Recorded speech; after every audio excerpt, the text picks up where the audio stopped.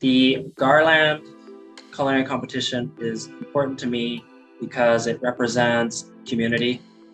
I love doing these competitions because they allow me to feel like I'm a part of something more than just myself or my community around me.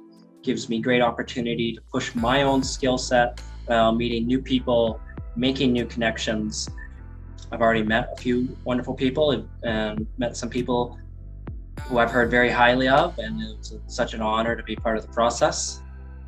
First thing I'm going to get started on is the beef. Okay, so meat has now been almost butterflied out. My next step is the pork fat. So as you can see my very thinly sliced back fat.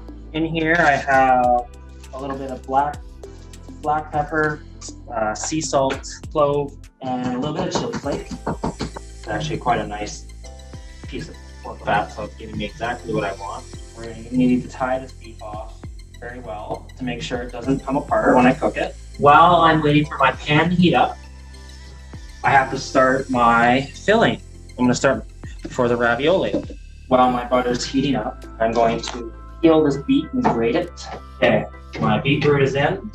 So while I have this beet out, I'm going to cut it into some very small pieces. We're going to give them a quick roast for a bit of a vegetable content. Meat searing quite nicely. I'm adding a bit of turmeric today to my dough. So the beet in the pan is almost there. Now I'm going to add my flour to start beginning the roux. My beef is now in the oven. I'll be checking that periodically while the pan is quite nice and warm. Just going to throw in my pork fat and start the rendering process. So the ravioli dough, I love the dough to be a little more tender. For the rest of this filling, I'm now going to add the beetroot yogurt that I've had pre-measured out. We're also going to add a cup of heavy cream. While my bechamel is working, I'm going to show off some nice skills using the Victorinox knife for our sauce. We'll start with sunchoke first in the pan. Okay, we're gonna now work on some very nice diced shallot for the sauce. So that is the color of the beetroot, which I'm going to remove a little bit for our decorational purposes. I've just added breadcrumb. I'm just gonna finish it by blending it in. We're gonna get that in a bowl.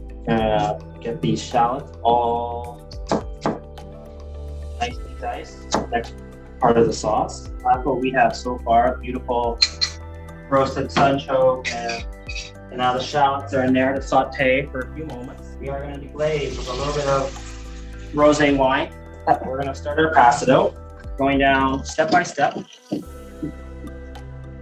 So filling, got a nice piping bag here, ready to go. Pipe all the way along, and press down the sides. Do a quick trim, roll it up.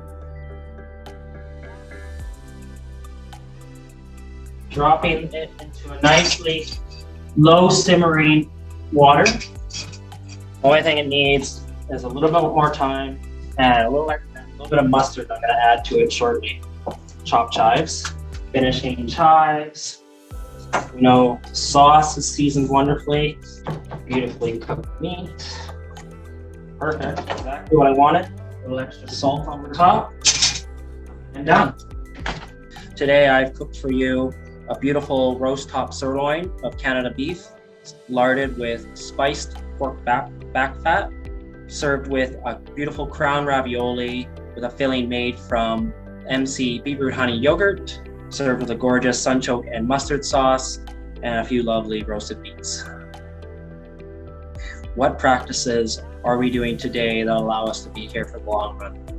Whether that's our environment, to our business, to our own personal health, what practices throughout our day do we maintain and emphasize on that allow us to keep doing what we love?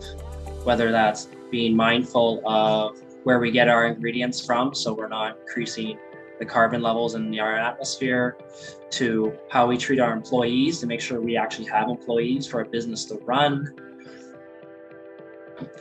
making sure we're taking care of our own selves so we we can continue to physically do the jobs that we want to do and love.